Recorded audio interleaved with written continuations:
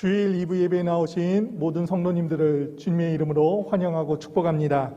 이 시간 엘로힘 찬양팀과 함께 하나님을 찬양하겠습니다.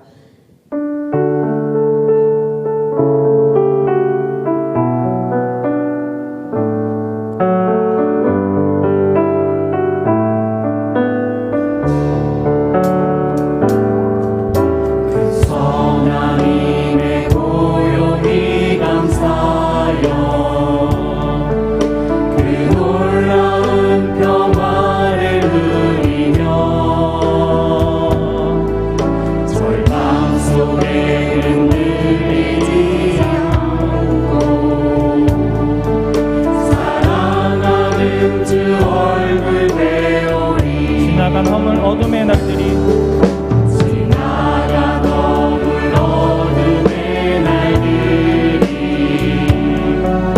무겁게 내 영혼 짓눌러도 오 주여 우릴 외면치 마시고 약속의 구원을 이루소서. 하나님이 우리를 감싸시니 믿음으로 일어나리 기대하네.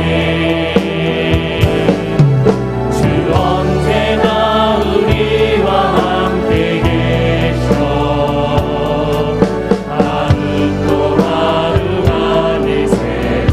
주께서 밝히신 작은 촛불이 주께서 밝히신 작은 촛불이 어둠을 헤치고 타오르네.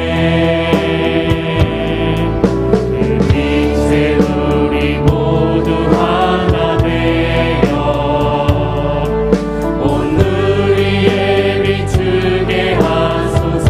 이 고요함이 깊이 번져갈 때 이 고요함이 깊이 번져갈 때 저 가슴 벅찬 노래 들리네.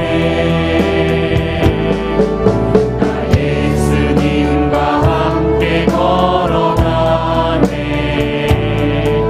나 성령님과 새 날을 여네.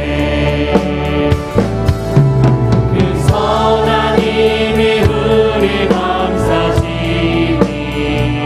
믿음으로 일어나리 기대하네. 주 언제나 우리와 함께 계셔 하루 또 하루가 늘 새로. 그 선하님이 우리를 감싸시니 그 선하님이 우리를 감싸시니 믿음으로 일어나리 기대하네.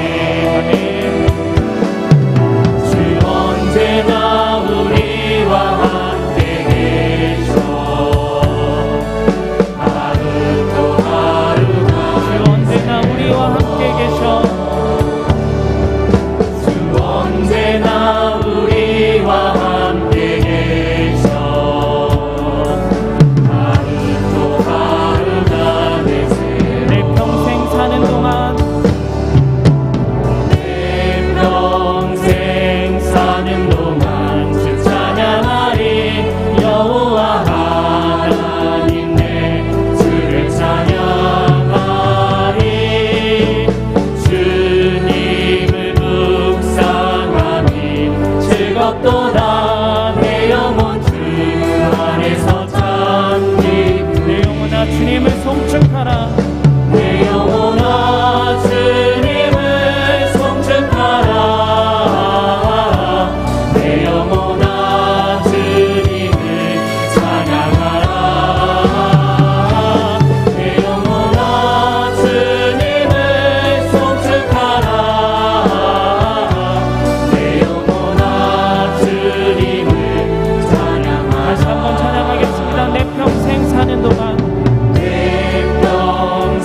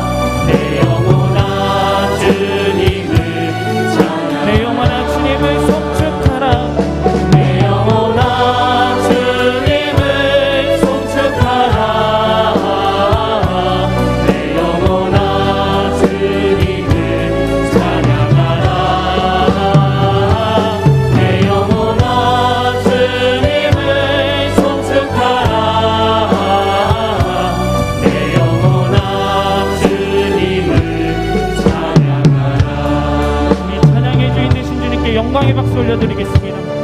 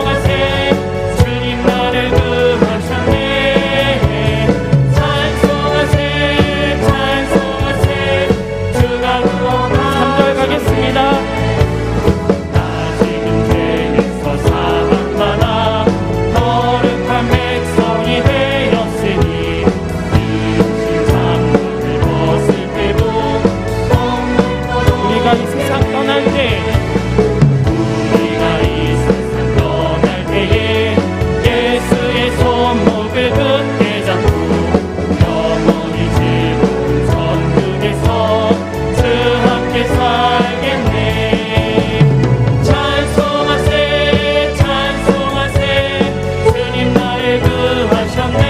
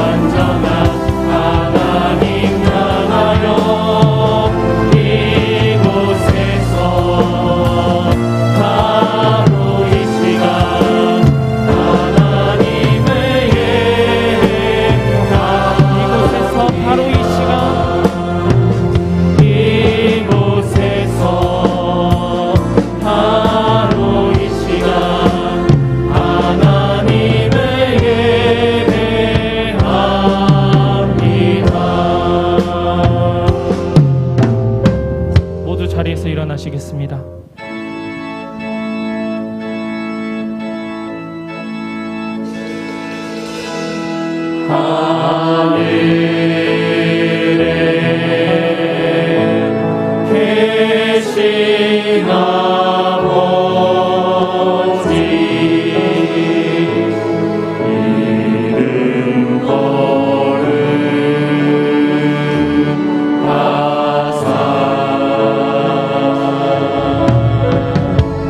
주님 나라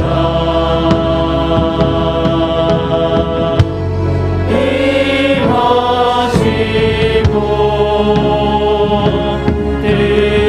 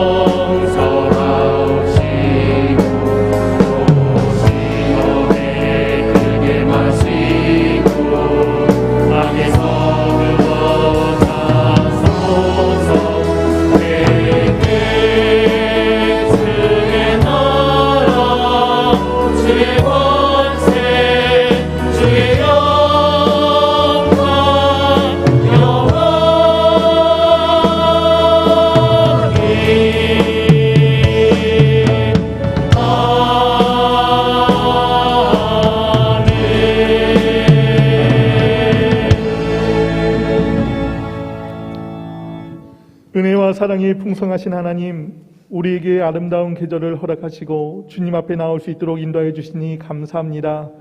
모든 성도가 한 마음과 한 뜻으로 하나님을 예배하고 영광 돌리는 시간 되게 하여 주시고 하나님을 경험하는 이 시간 되게 하여 주시옵소서.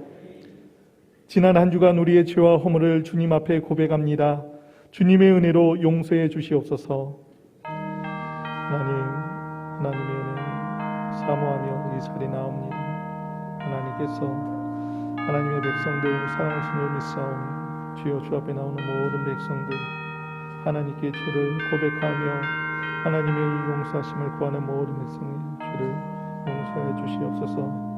연약하여서 죄를 쓰러질 때가 참 많습니다. 하나님 우리의 죄를 하나님 앞에 고백할 때마다 공의를 여기시며 사랑을 많으신 하나님 의지하여 죄를 다시 회복되게 도와주시고 세상에 나가서 더 이상은 실패하지 아니하는 인생 될 수 있도록 하나님 은혜를 주시옵소서.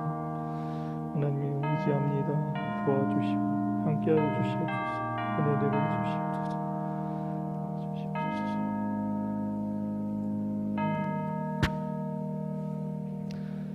우리가 우리 죄를 자백하면 그는 미쁘시고 위로우사 우리 죄를 사하시며 우리를 모든 불의에서 깨끗하게 하실 것이라.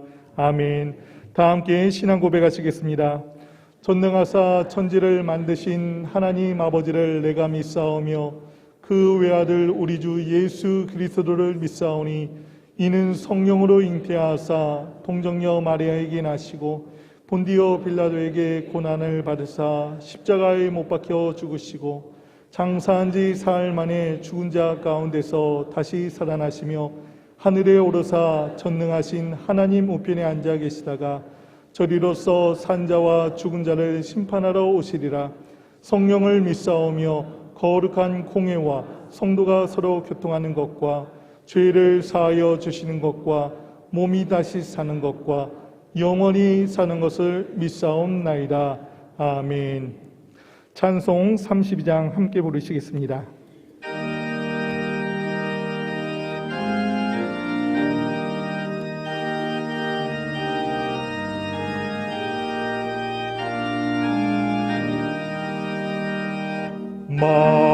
만유의 주제 존귀하신 예수 사람이 되신 하나님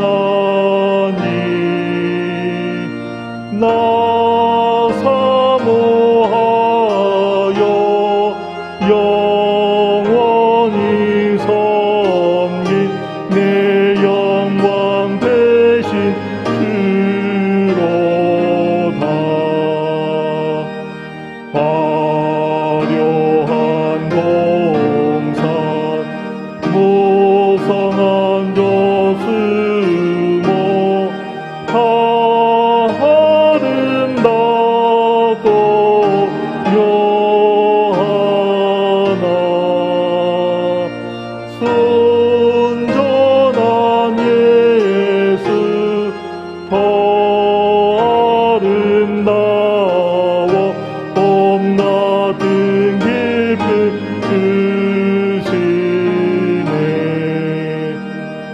광명한 해와 명랑한 저 달빛 수많은 별들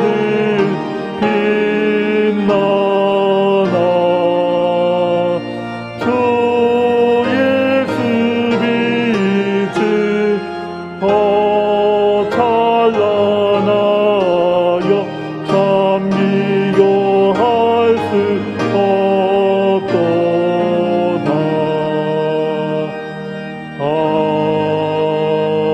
아멘. 조기련 장로님 기도하시겠습니다.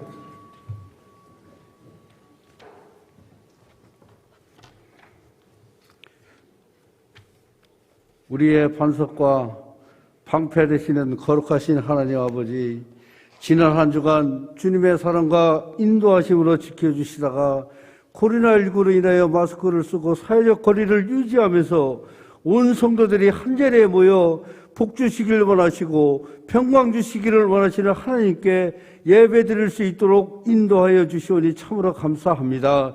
이 시간 성령 하나님 우리 가운데 임하여 주옵소서. 우리 속에 정한 마음을 창조하시고 우리 안에 정직한 영을 새롭게 하여 주옵소서.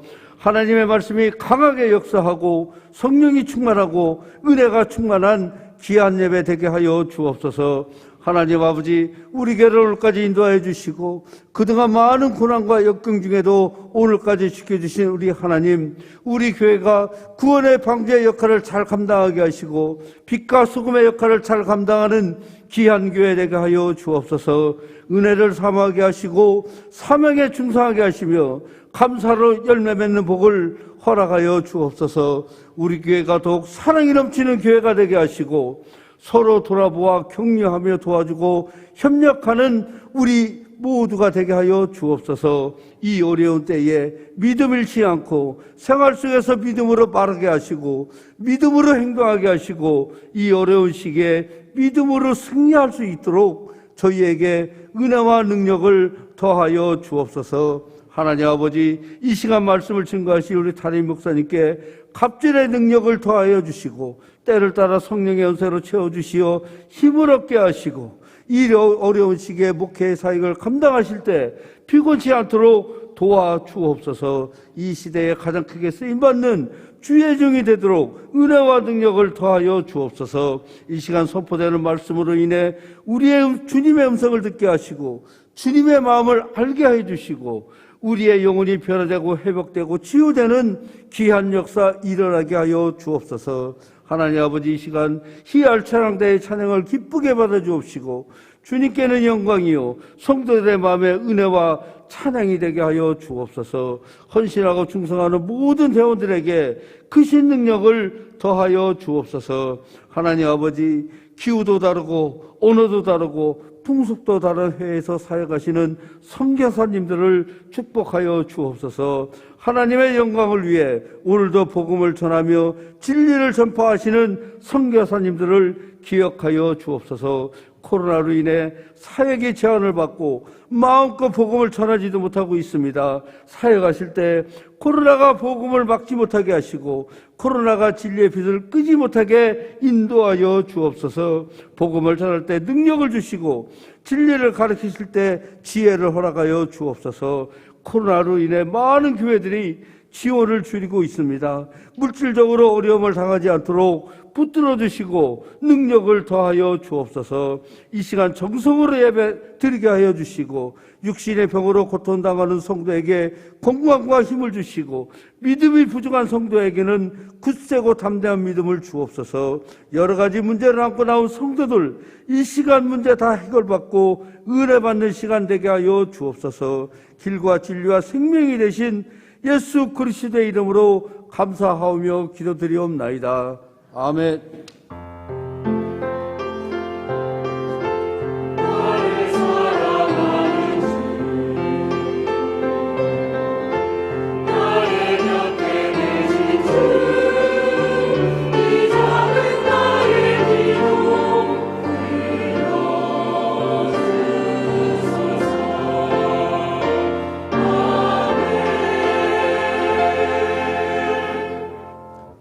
교회 소식입니다. 주보 뒷면을 함께 보시겠습니다.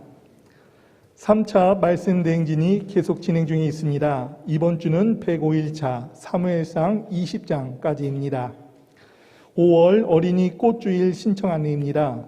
26 여전도회 주관으로 아기교회부터 푸른교회 자녀를 두신 성도님들의 신청을 받습니다.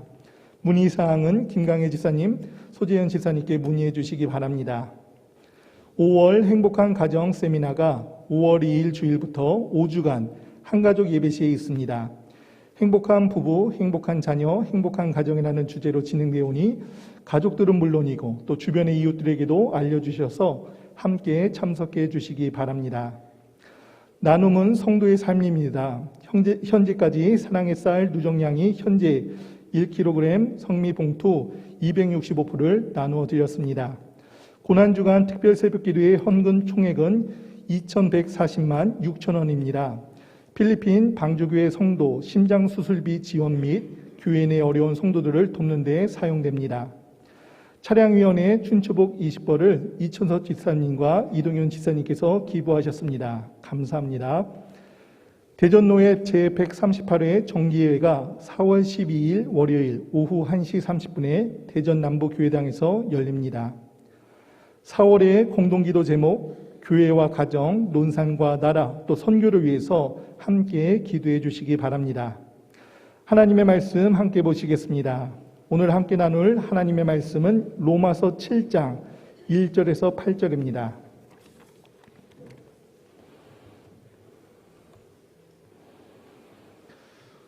로마서 7장 1절에서 8절 말씀 다 찾으신 줄 알고 제가 봉독하겠습니다. 형제들아, 내가 법 아는 자들에게 말하노니 너희는 그 법이 사람이 살 동안만 그를 주관하는 줄 알지 못하느냐. 남편 있는 여인이 그 남편 생전에는 법으로 그에게 매인 바 되나 만일 그 남편이 죽으면 남편의 법에서 벗어나느니라. 그러므로 만일 그 남편 생전에 다른 남자에게 가면 음녀라. 그러나 만일 남편이 죽으면 그 법에서 자유롭게 되나니 다른 남자에게 갈지라도 음녀가 되지 아니하느니라. 그러므로 내 형제들아, 너희도 그리스도의 몸으로 말미암아 율법에 대하여 죽임을 당하였으니 이는 다른이 곧 죽은 자 가운데서 살아나신 이에게 가서 우리가 하나님을 위하여 열매를 맺게 하려 함이라. 우리가 육신에 있을 때에는 율법으로 말미암는 죄의 정욕이 우리 지체 중에 역사하여 우리로 사망을 위하여 열매를 맺게 하였더니 이제는 우리가 얽매였던 것에 대하여 죽었으므로 율법에서 벗어났으니 이러므로 우리가 영의 새로운 것으로 섬길 것이요 율법 조문에 묵은 것으로 아니할지니라. 그런즉 우리가 무슨 말을 하리요? 율법이 죄냐? 그럴 수 없느니라. 율법으로 말미암지 않고는 내가 죄를 알지 못하였으니 곧 율법이 탐내지 말라 하지 아니하였더라면 내가 탐심을 알지 못하였으리라. 그러나 죄가 기회를 타서 계명으로 말미암아 내 속에서 온갖 탐심을 이루었나니 이는 율법이 없으면 죄가 죽은 것임이라. 전에 율법을 깨닫지 못했을 때는 내가 살았더니 계명이 이름에 죄는 살아나고 나는 죽었도다. 여기까지 읽겠습니다. 히엘 찬양대가 찬양으로 하나님께 영광 돌린 후에 담임 목사님 나오셔서 영의 새로운 것이로라는 제목으로 말씀 전해 주시겠습니다.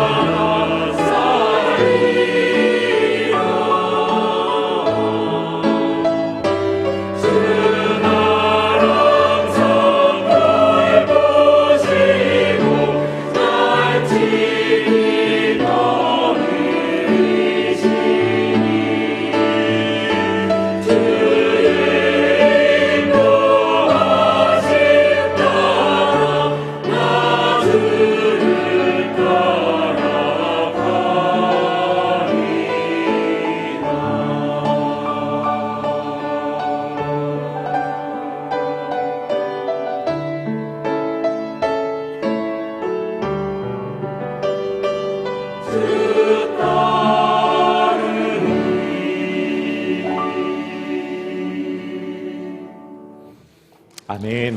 주님께 감사와 영광의 박수 드리겠습니다.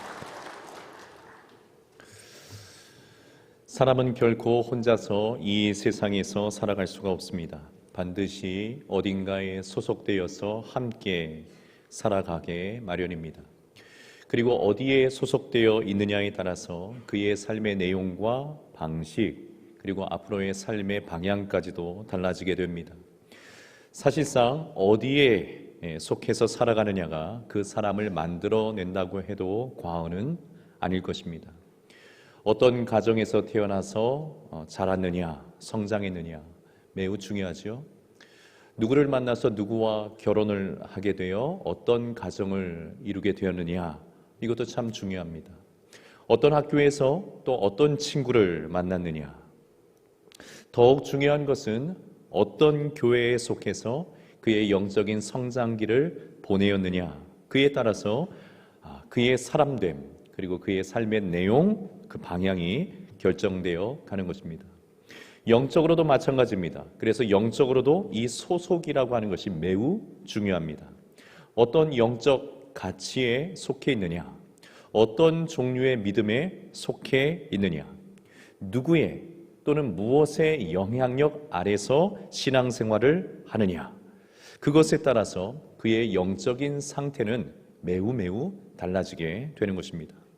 우리는 2주 전에 로마서 6장의 말씀을 통해서 믿음으로 예수님과 연합된 우리는 예수님과 함께 이제는 죄에 대해서는 죽고 하나님에 대해서는 살아난 자가 되었다라는 사실을 함께 확인을 했습니다. 죄로부터는 빠져나오게 된 것이고 하나님께 소속을 둔, 하나님께 속한 사람들이 되었음을 함께 말씀을 나눈 것이죠. 그래서 로마서 6장 11절, 로마서 6장 11절에서 이 내용을 우리는 확인할 수가 있었습니다. 죄에 대해서는 죽고 하나님에 대해서 살아났다, 살아있다라고 하는 것은 더 이상 죄의 최종적인 지배력 아래에 있는 것이 아니라 이제는 우리가 하나님의 다스리심 아래에 있는 사람들이 되었음을 말씀하는 것입니다. 그런 선언을 로마서 6장에서 했던 것이죠. 자, 이제 로마서 7장에서는 우리가 죄뿐만이 아니라 또 다른 한 가지에 대해서도 죽은 자가 되었는데, 자, 무엇에 대해서 또 죽었느냐? 그것을 이야기를 해요. 자, 무엇에 대해서 죽었을까요? 오늘 로마서 7장은 그것이 율법이라고 이야기를 합니다. 율법에 대해서 우리가 죽은 자가 되었다. 과거에는 죄에 속해 있었던 것처럼 우리 모두가 율법에 속한 자들이었지만 이제는 예수님을 믿음과 동시에 율법에 대해서도 죽고 누구에 대해서 살아난 자가 되었을까요? 오늘 로마서 7장에서는 한번 따라해 보시겠어요? 성령에 대해서. 이제는 율법에 대해서는 죽고 성령에 대해서 살아난 자가 되었다라는 사실을 로마서 7장에서 우리에게 말씀해 주고 있는 겁니다. 율법에서는 이제 빠져나와서 어디에 속한 사람이 된 겁니까? 성령에 속한 사람이 된 겁니다. 율법으로 신앙생활 하던 우리의 옛 모습은 이제 뒤로 다 보내버리고 누구로 인해서 신앙생활하는 것입니까? 성령으로 신앙생활하는 사람들이 되었음을 오늘 로마서 7장이 우리에게 말씀해주고 있는 겁니다. 여러분, 완전히 달라진 겁니다. 완전히 소속이 달라진 겁니다. 신앙의 방향과 내용이 전적으로 새로워진 놀라운 사건을 오늘 로마서 7장에서 우리에게 말씀해주고 있는 겁니다. 여러분, 제가 목소리가 이렇게 점잖아서 이렇게 나지막하게 말씀드리고 있지만 사실 로마서 7장의 이 변화는 굉장히 놀라운 변화입니다. 소속이 완전히 바뀐 겁니다. 신앙의 색깔과 내용과 방식과 방향 자체가 완전히 달라진 거예요. 본문을 함께 살펴보겠습니다. 1절 말씀 다시 한번 읽어봅니다. 1절을 제가 읽겠습니다. 형제들아, 내가 법 아는 자들에게 말하노니 너희는 그 법이 사람이 살 동안만 그를 주관하는 줄 알지 못하느냐. 자, 지금 바울은 로마 교회의 형제들을 향해서 말씀을 전하고 있습니다. 로마 교회 형제들. 자, 로마 교회 형제들은 바울이 아직은 직접적으로 한 번도 본 적이 없는 그런 사람들이었지만 신실하게 복음 안에서 신앙생활하고 있던 사람들이었고 바울에게 있어서는 정말 신실한 동역자이면서 믿음의 형제들이었습니다. 여러분, 복음 안에서 하나님의 은혜 안에서 비록 얼굴 한 번도 본 적이 없는 사람들이라 할지라도 얼마든지 복음 안에 있으면 얼마든지 하나님의 은혜 안에 있으면 한 형제요 한 자매가 될 수 있는 줄 믿습니다. 놀라운 일입니다. 모든 차별과 그리고 세상적인 그런 배경을 다 내려놓은 채 오직 예수님 안에서 한 형제와 자매가 되는 기쁨은요, 여러분 이루 헤아릴 수 없는 기쁨이에요. 어떻게 그런 일들이 가능할 수 있겠습니까? 너무너무 큰 기쁨이죠. 왜냐하면 우리가 살아가는 세상은 전혀 그런 곳이 아니기 때문에 그렇습니다. 첨예한 이해관계 속에서 우리는 세상에서 살아갈 수밖에 없고, 그가 어떤 배경을 가지고 있느냐, 그가 어느 정도의 능력을 가지고 있느냐에 따라서 서로를 대하는 그 태도와 마음가짐과 자세도 다 다를 수밖에 없기 때문에 그렇습니다. 그러므로 여러분, 참된 믿음의 공동체, 참된 복음의 공동체는 그 자체만으로도 생명력 있는 공동체가 되는 줄 믿습니다. 세상에서 숨막히게, 정말 숨막히게 살아가던 이들도 이 복음 공동체, 은혜 공동체 안에서는 얼마든지 존귀함과 사랑을 받게 되어지고 형제 자매로 인정함을 받는 곳이 바로 참된 교회의 모습인 줄 믿습니다. 그러니 여러분, 이 시대의 참된 교회, 주님이 기뻐하시는 바로 그 교회를 꿈꾸며 세워가는 일들이 얼마나 귀한 일이겠습니까? 우리 교회가 바로 그런 교회인 줄 믿습니다. 그리고 앞으로도 더욱 그런 교회가 되어 가야 될 줄 믿습니다. 자, 그런데 이렇게 복음 안에서 사랑하는 형제들 중에 율법에 대해서 아직 정리가 제대로 되어 있지 않은 이들이 꽤 많이 있었던 모양이에요. 다시 말해서 여전히 율법에 매여 있어서 복음이 가지고 있는 그 진정한 기쁨, 복음이 가지고 있는 그 진정한 행복, 자유함 또는 하나됨, 이와 같은 것들을 제대로 누리지 못하는 이들이 로마 교회 안에 많이 있었다는 거죠. 이미 예수님께서 이 땅에 오신 이후로 여러분 새로운 영적인 시대가 열린 것 아니겠습니까? 그럼에도 불구하고 여전히 율법이라고 하는 이전의 신앙 방식을 버리지 못해서 어쩔 줄 몰라 하면서 그렇게 신앙생활하는 이들이 로마 교회에 꽤 많이 있었던 겁니다. 여러분, 새술은 어디에 담아야 됩니까? 어디에 담아야 됩니까? 새 부대에 담아야 되겠죠. 누가 하신 말씀입니까? 예수님께서 하신 말씀이죠. 이렇게 예수님께서 말씀하신 것처럼 예수님과 함께 이제는 새로운 영적인 시대가 열렸고 새로운 신앙의 방식이 주어졌음에도 불구하고 자꾸 이전 것에 머물러서 신앙생활을 하려고 하는 이들이 아직 많이 있었던 겁니다. 그래서 바울은 이 율법에 대해서 다시 한번 정리할 필요를 강하게 느낍니다. 특별히 율법을 좀 안다고 생각하고 여전히 율법의 중요성을 강조하고 있는 이들에게 자, 은혜의 복음이 주어진 지금 그 율법이 무슨 의미를 가지고 있는지에 대해서 오늘 본문에서 설명을 하려고 하는 겁니다. 자, 1절을 다시 한번 볼까요? 1절, 형제들아 내가 법 아는 자들에게 말하노니. 자, 그러니까 법 좀 안다고 하는 이들에게 지금 말하는 거죠. 너희는 그 법이 사람이 살 동안만 그를 주관하는 줄 알지 못하느냐. 그 법이라고 하는 것이 영원하거나 절대적인 어떤 힘과 효력을 가지고 있는 것이 아니다라고 바울이 지금 힘주어 말씀을 전하고 있는 겁니다. 여러분, 법은 중요합니까? 안 중요합니까? 중요하죠. 법은 매우 소중한 것입니다. 사회의 질서를 유지하는 데 있어서 반드시 필요한 것, 그것 법입니다.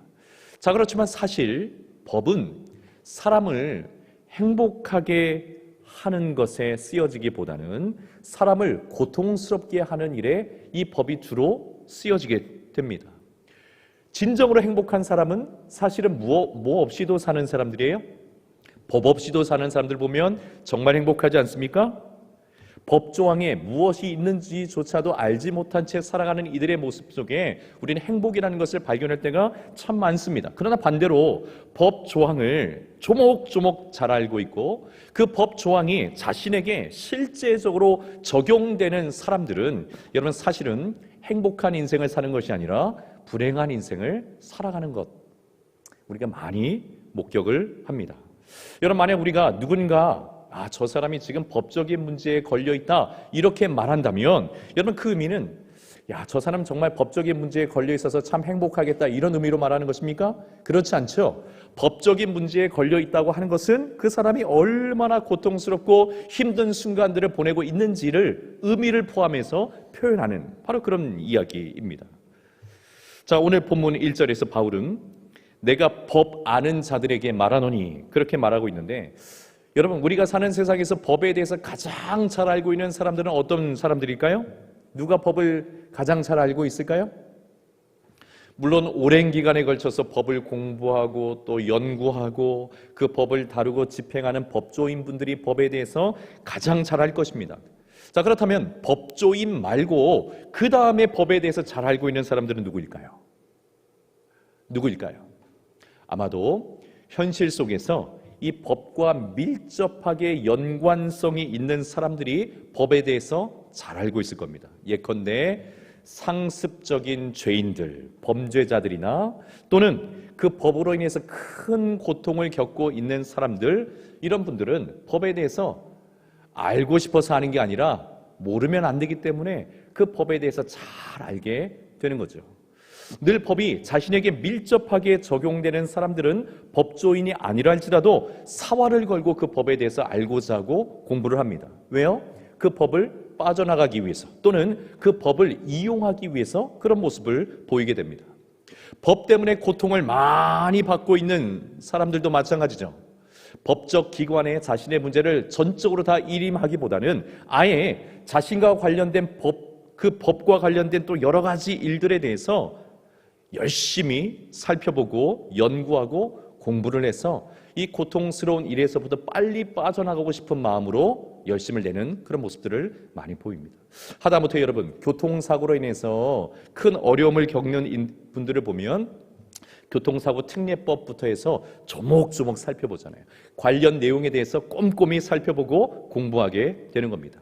자, 그러니 법은 매우 필요한 것이고 중요한 것이지만 법은 늘 우리 인생에 고통의 문제와 깊이 결부되어 있을 수밖에 없어요.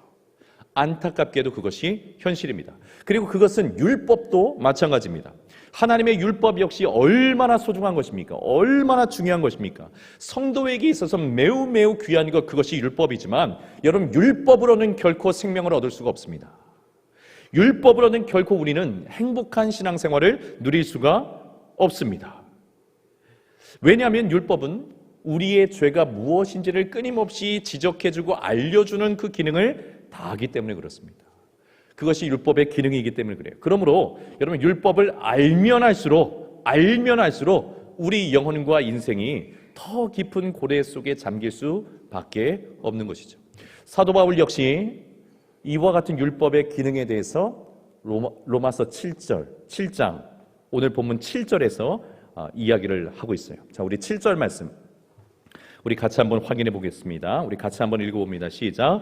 그런즉 우리가 무슨 말을 하리요? 율법이 죄냐? 그럴 수 없느니라. 율법으로 말미암지 않고는 내가 죄를 알지 못하였으니 곧 율법이 탐내지 말라 하지 아니하였더라면 내가 탐심을 알지 못하였으리라. 아멘. 자, 7절에서 바울이 율법의 기능에 대해서 뭐라고 이야기를 합니까? 율법은 무슨 죄가 내 안에 있는지를 알려주는 기능, 그것이 율법이 담당한다, 이렇게 말씀을 해주고 있는 겁니다. 제가 지난 수요일에 자전거를 타다가 넘어져서 병원에 갔습니다. 꽤 빠르게 타다가 넘어졌어요. 그리고 꽤 심하게 자전거가 전복되어서 이 몸의 오른쪽으로 땅바닥에 떨어지게 되었습니다. 그 때문에 이 오른쪽 팔, 그리고 대퇴부 쪽, 무릎, 이런 곳에 충격이 좀 있었습니다.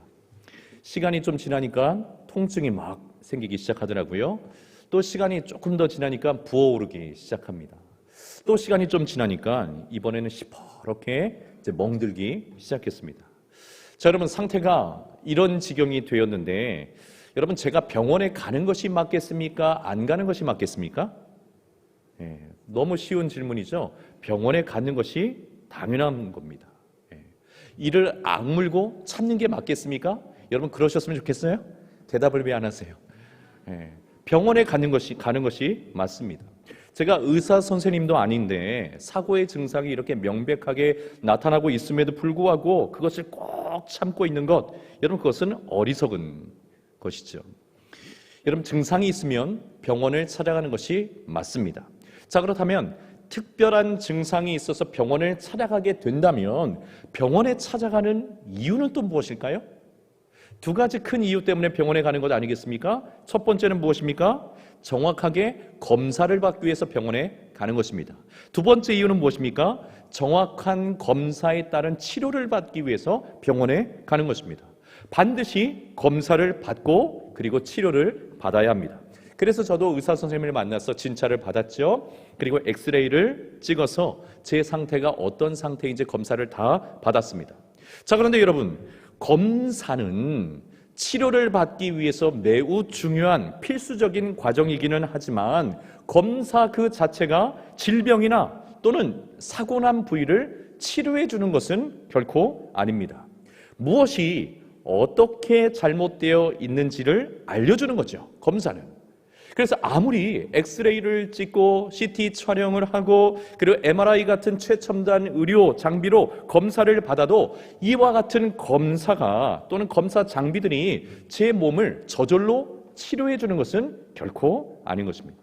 오히려 이러한 장비들은 우리의 몸을 검사해 줌으로 질병의 경중을 정확하게 파악해 줌으로써 경우에 따라서는 여러분 우리의 마음을 매우 고통스럽게 만드는 원인 제공자 역할을 이 검사가 하는 것입니다. 이해되시나요?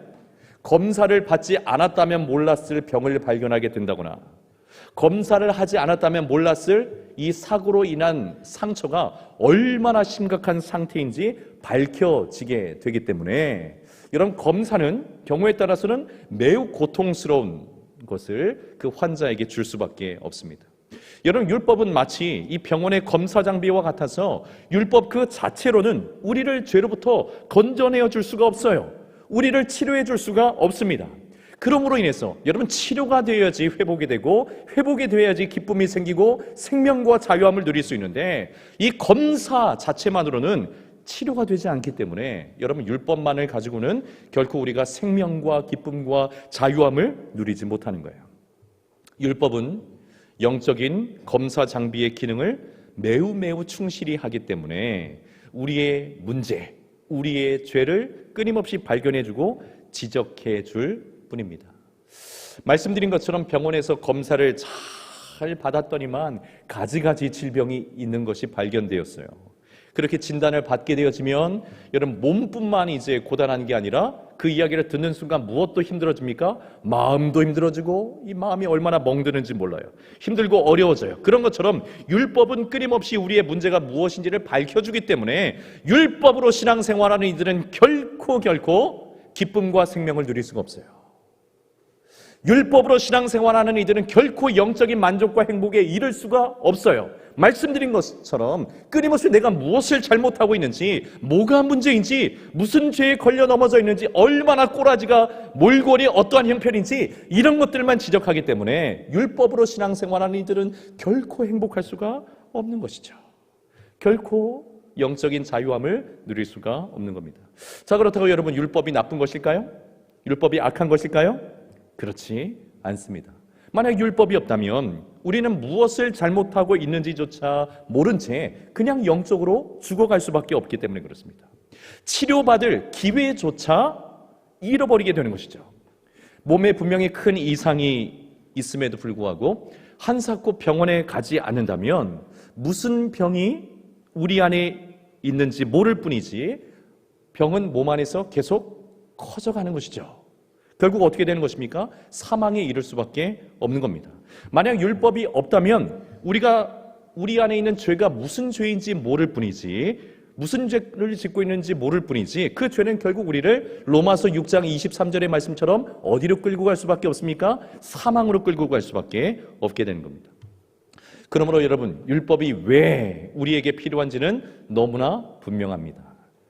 여러분 율법은 우리의 신앙생활의 최종적인 목표가 결코 될 수가 없습니다. 결코 그렇게 될 수가 없습니다. 내가 율법을 좀 지킨다고 해서 내가 의인인 척하기 위해서 율법을 잘 지키는 그렇게 신앙생활하는 것이 아닙니다. 여러분 율법은 우리의 죄를 진단해주고 우리가 얼마나 연약한 죄인인지를 깨닫게 해주는 것에 그 기능과 목적이 있는 겁니다. 그렇게 죄인인 것을 깨닫게 해줌으로써 또한 우리의 힘으로는 그 죄를 처리할 수 없고 해결할 수 없음을 절실하게 알려줌으로써 이 죄의 유일한 치료자 대신 누구에게로 안내해 주는 걸까요? 예수님께로 안내해 주는 것이 율법의 목적이죠. 예수님께로 인도해 준 것이 율법의 기능인 것입니다. 힘써 하나님의 은혜를 의지할 수밖에 없다는 사실을 깨닫게 해주는 것이 바로 율법의 목적이자 기능인 것입니다.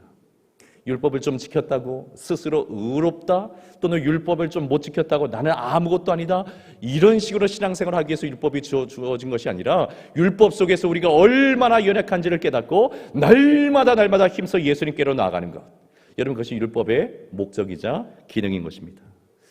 여러분 만약 율법을 통해서 하나님의 은혜 앞으로, 예수님의 그 사랑 앞으로 나아가지 못하고 그냥 율법에 묶여서 율법이 신앙의 최종적인 목적이 된 양, 스스로 의인이 될 요량으로 그렇게 율법 중심의 신앙생활을 하게 된다면 여러분 결국 율법을 통해 우리는 두 가지 함정에 빠져서 괴롭고 고달픈 그런 신앙생활을 할 수밖에 없을 겁니다.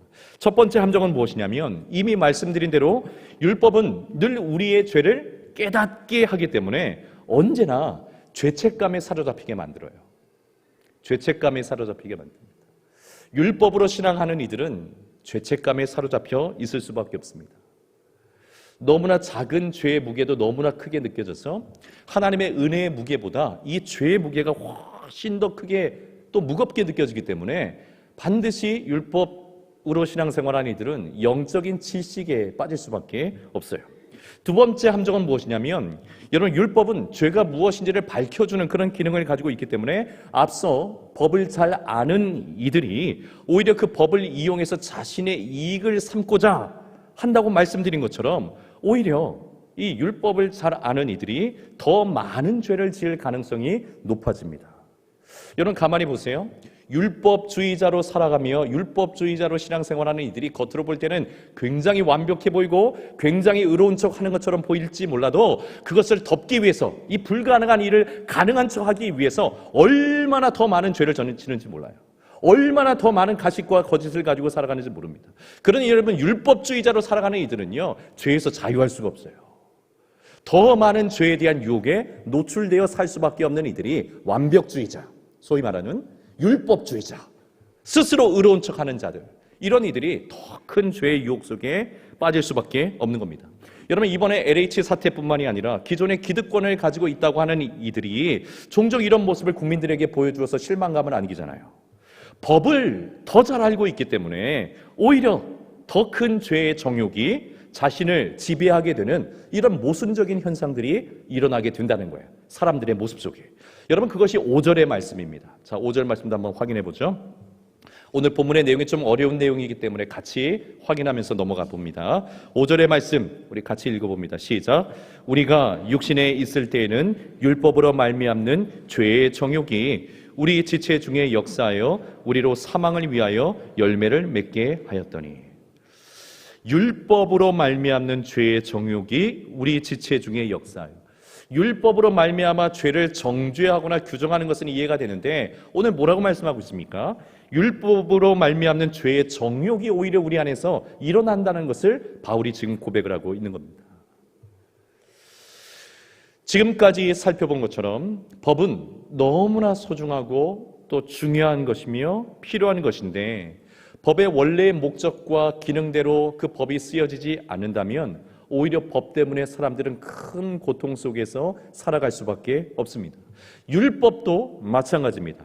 하나님의 말씀이라고 하는 이 법도 결국 우리로 하여금 은혜의 하나님께, 사랑의 하나님께, 구원의 하나님께로 나아가 그 하나님을 만나게 하고 그 은혜와 사랑 안에서 우리가 잊어버렸던 또는 잃어버렸던 그 행복과 영적인 자유와 그 생명을 누리게 하기 위해서 하나님의 말씀이라고 하는 이 법이 주어졌는데, 이 하나님의 말씀 속에 있는 한 가지 한 가지 그 의무적인 조항들에만 집착해서 살아가게 된다면 여러분 어떤 경우에는 그 말씀에 늘상 실패하는 우리 자신에 대해서 끊임없이 실망하고 자책하고 정죄하는 그 죄책감에 빠져서 살아가기도 할 것이고, 또 어떤 경우에는 이 생명의 하나님의 말씀을 가지고 오히려 다른 사람들을 비난하고 비판하고 정죄하는 그런 용도로 사용하면서 결코 행복한 신앙생활을 가질 수가 없게 되는 것입니다. 자, 그런데 여러분 복음은 더 이상 이 율법으로 신앙생활하던 시대를 끝내버린 거예요. 율법 속에 있던 우리를 건져낸 겁니다. 우리를 더 이상 율법에 속한 사람들이 아니라 율법에 대해서는 죽은 사람들이 되도록 하고 더 이상 율법에 매여서 신앙생활하는 것이 아니라 이제는 누구에 매여서 신앙생활하는 사람들이 되게 한 것입니까? 아까 함께 따라한 것처럼 이제는 성령에 매여서 신앙생활하는 사람들이 되게 한 거예요. 복음이 그렇게 이루어낸 것입니다. 자, 4절 말씀 또 확인해 보죠. 4절 말씀 같이 읽어봅니다. 시작. 그러므로 내 형제들아 너희도 그리스도의 몸으로 말미암아 율법에 대하여 죽임을 당하였으니 이는 다르니 곧 죽은 자 가운데서 살아나신 이에게 가서 우리가 하나님을 위하여 열매를 맺게 하려 함이라. 아멘. 율법에 무엇을 당했어요? 죽임을 당한 자가 되었어요. 어떻게 율법에 죽임을 당한 자가 된 것입니까? 그 앞에 보니까 그리스도의 몸으로 말미암아, 그리스도의 몸으로 말미암아 율법에 대하여 죽임을 당하였으니, 예수님을 믿음으로 예수님과 연합된 우리는 예수님과 함께 이미 죽은 자가 되었다라는 것을 이미 말씀을 통해 나누었습니다. 그리고 예수님께서 죽으셨을 때 그 죽으심은 우리의 죄에 대해서 죽으셨을 뿐만 아니라 무엇에 대해서도 죽으신 것이냐면 율법의 이 정죄의 기능에 대해서도 죽으신 것입니다. 그러므로 여러분, 우리는 예수님 안에서 죄에 대해서뿐만 아니라 이제는 율법에 대해서도 죽은 자들인 줄 믿습니다. 예수님 안에서. 그러니 여러분, 예수님 안에 있는 것이 얼마나 중요합니까? 예수님 안에 있는 것이 얼마나 중요합니까? 아무리 세상에 수많은 부귀영화를 가지고 있다 할지라도 여러분, 예수님 안에 있고 없는 것이 우리의 인생과 영원한 생명을 결정하는 줄 믿습니다. 여러분, 예수님 안에 있는 것이 얼마나 중요합니까? 예수님 안에서 무엇이든지 여러분 죽기도 하고 살아나기도 하고 하기 때문에 그렇습니다. 여러분, 죽음은 모든 효력을 중지시킵니다. 죄에 대해서 죽었다고 하는 것은 그 사람에게 있어서 더 이상 죄의 효력이 중지되었다, 끝났다라는 것을 의미해 주는 겁니다. 여러분, 법은 죽은 사람에게는 아무런 효력이 없죠. 아무런 영향을 미칠 수가 없습니다. 아무리 엄중한 법이라 할지라도, 아무리 무서운 법이라 할지라도 죽은 사람에게는 그 법은 무용지물입니다. 어떤 효력도 발생시킬 수가 없습니다. 과거 우리나라 신라 시대에 살아있는 사람의 입장에서 보면 너무너무 무시무시하고 참혹한 형벌 중에 육시라는 법이 있습니다. 육시라는 형벌이 있어요. 그래서 정말 나쁜 사람, 악한 사람을 일컬어서 육시를 할 놈, 이렇게 표현할 때가 있는데 무시무시한 형벌입니다. 어떤 형벌이냐면 반역과 같은 중죄를 저지른 사람이 이미 죽었다면 그 죽은 시체까지도 이제 막 다 파헤쳐가지고 묘를 다 파헤쳐서 관도 다 열어가지고 그 시체를 다시 파헤쳐서 또다시 그 시체에 형벌을 가하는 것이 육시라는 형벌입니다. 여러분, 산 사람의 입장에서 보면 그런 모습을 볼 때 얼마나 무섭겠어요? 얼마나 처참하겠습니까? 그러나 여러분, 이미 죽은 사람에게는 그것이 아무 의미가 없죠. 이미 죽어버린 사람에게는 그 시체에 무엇을, 어떤 형벌을 간다 할지라도, 법에 법을 더해서 아무리 어떤 조치를 취한다 할지라도 그것은 죽은 사람에게는 아무런 의미가 없는 것입니다. 어떤 효력도 발생하지 못하는 거죠. 반대로 여러분, 법이 죽었을 경우에도 효력이 상실됩니다. 효력을 발생할 수가 없습니다. 예를 들면 우리나라가 일제강점기에 있었을 때에 일제 그 악법들이 얼마나 많았습니까? 근데 그 악법들이 존재하고 있었다 할지라도 일제의 패망, 그리고 우리나라의 해방과 동시에 그 모든 법의 영향력도 소실돼 버린 거죠. 그 법의 영향력이 지금까지 우리에게 영향을 미칠 수는 없는 겁니다. 끝나버린 겁니다.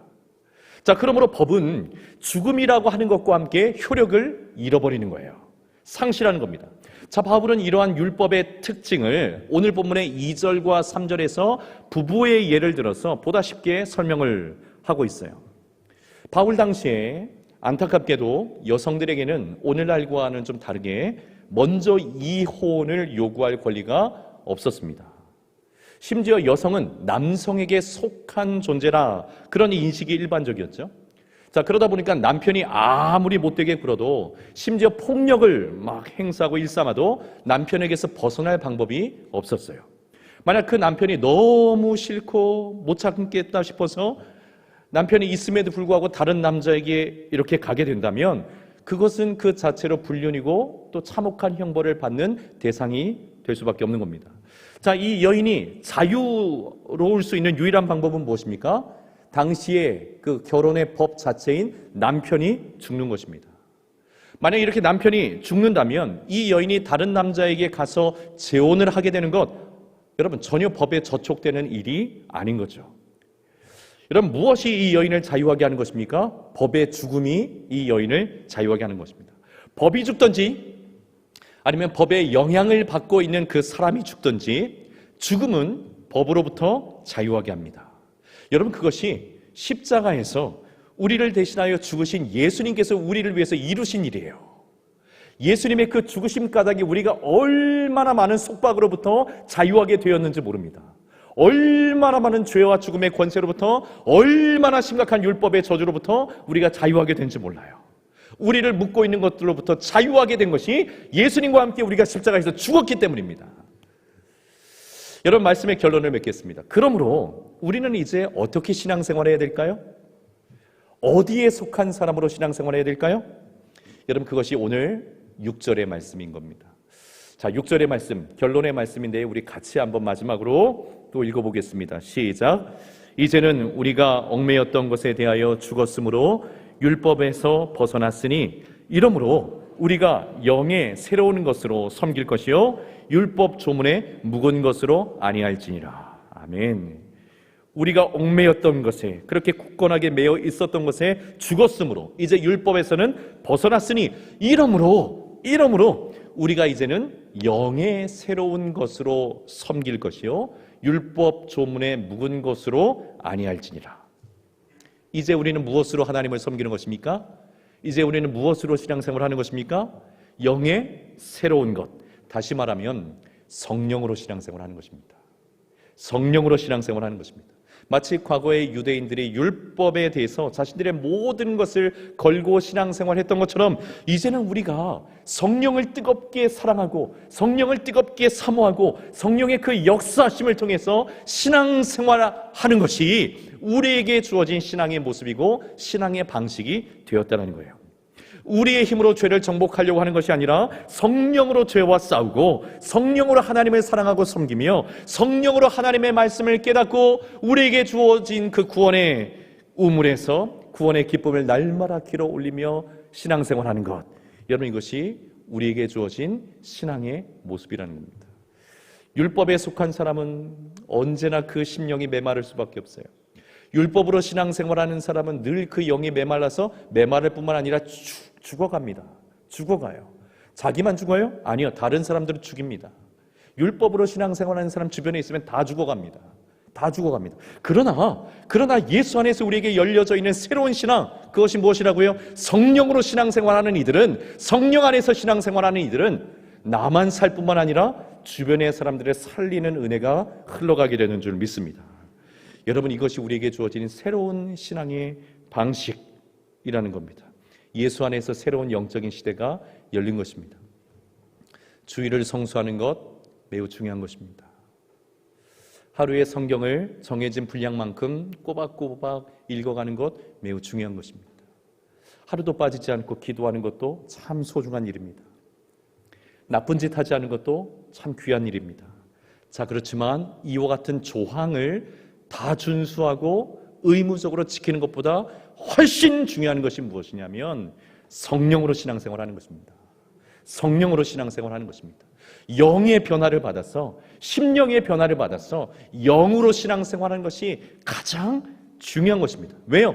이것이 예수님의 십자가에서 죽으심으로 우리에게 열어놓으신 새로운 신앙의 시대, 새로운 신앙의 방식이 되었기 때문에 그렇습니다. 하나님의 말씀인 성경이 더 이상 율법의 조문, 묵은 것이 되지 않고 성령의 음성으로 들려지는 새로운 것이 되기를 주의 이름으로 축원합니다.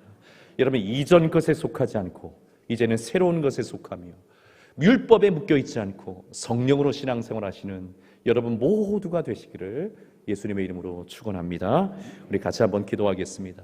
우리 같이 한번 기도할 때 주님께서 열어놓으신 영으로 새로운 것으로 주님을 섬기는 그 신앙생활을 열어주시옵소서. 우리의 심령에 영적인 거듭남의 은혜를 다시 한번 깊이 누리게 하여 주시고 영으로 신앙생활할 수 있도록, 성령으로 신앙생활할 수 있도록 은혜 베풀어 주옵소서. 말씀 의지하면서 1분 정도 합심해서 함께 기도하겠습니다. 기도합니다. 사랑의 하나님 아버지 감사합니다. 오늘도 거룩한 주일 주님 앞에 나오게 하시고 온 마음으로 전심으로 예배하게 하시니 감사합니다.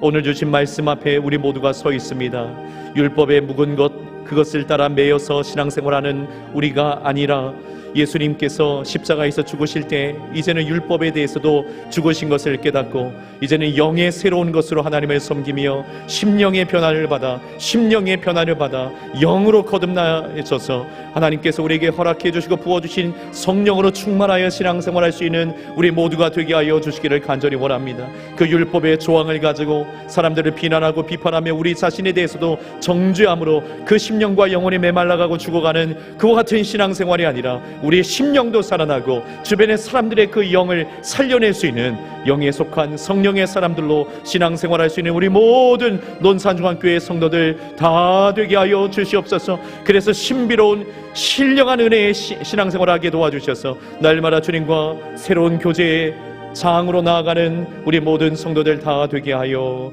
주시옵소서. 사랑의 하나님 아버지 감사합니다. 거룩한 주일 우리에게 허락하여 주시고 오늘도 주님 앞에 나와 전심으로 예배드리게 하시며 말씀 앞에 서게 하시니 감사합니다. 하나님의 말씀이 생명력 있는 말씀으로 우리 안에 역사해 주시기를 간절히 소망합니다. 더 이상 이전 것에 속한 자처럼 율법의 매인 자처럼 율법의 묵은 조항에 묶인 자처럼 신앙생활하지 아니하고 영의 새로운 것으로 믿음 생활하며 신앙생활하는 우리 모두가 될 수 있도록 은혜 베풀어 주시옵소서. 심령의 변화를 받게 하여 주시옵소서. 영으로 거듭나는 은혜가 부어지게 하여 주시옵소서. 성령으로 충만하게 하여 주시옵소서. 성령 안에서 신앙생활하는 즐거움과 기쁨과 자유함과 행복과 그 감격과 온전함을 누리며 신앙생활할 수 있는 우리 모든 성도들 다 되게 하여 주시옵소서. 오늘도 주님 앞에 귀한 예물을 올려드립니다. 이 예물 주님 앞에 올려드리오니 주님 기쁘게 받아주시고 드린 이들의 삶의 그 현장 속에 성령으로 말미암는 신앙생활의 그 풍성함과 생명이 충만하게 하여 주시옵소서. 드려진 이 예물은 오직 하나님의 영광과 주님의 나라를 위해서 쓰여지게 도와주시고 죽어가는 수많은 영혼들 살려내는 일 가운데 쓰여지는 복된 예물이 되게 하여 주시옵소서. 오늘도 주님의 몸된 교회를 섬기며 봉사하는 모든 주의 종들 위해 함께하여 주셔서 섬기다가 고단해지지 않게 도와주시고 지치지 않게 도와주시고 그 심령을 주의 영으로 충만하게 붙들어 주셔서 생기로 충만한 영적인 사역자들 다 될 수 있도록 은혜 베풀어 주시옵소서. 주님 함께하실 줄 믿고 감사드리고 예수님 이름으로 축복하며 기도드리옵나이다. 아멘. 다 함께 자리에서 일어나셔서 285장 찬송하겠습니다.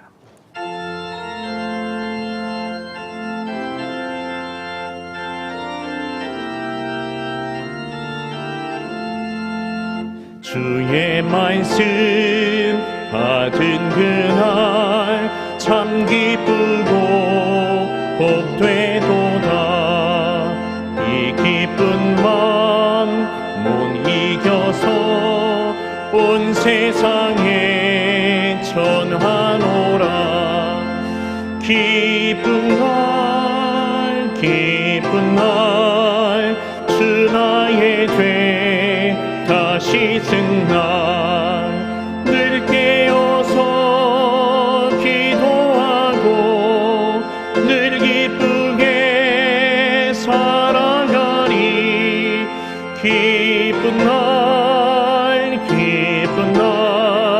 주 나의 죄 다시 승날 이 좋은 날 내 천한 몸 새 사람이 되었으니 이 몸과 마음 다 바쳐서 영광의 주를 섬기리. 기쁜 날 주 나의 죄 다시 승날 늘 깨어서 기도하고 늘 기쁘게 살아가리. 기쁜 날 주 나의 죄 다시 승날 새 사람 된 그날부터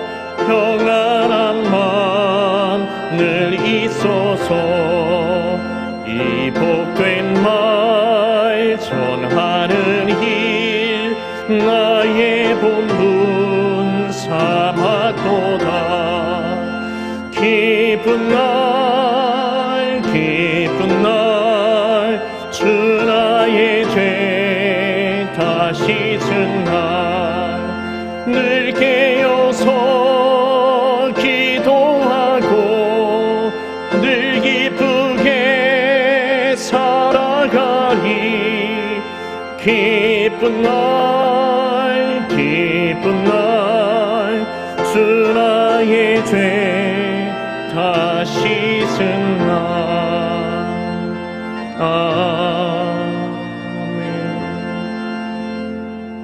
아멘.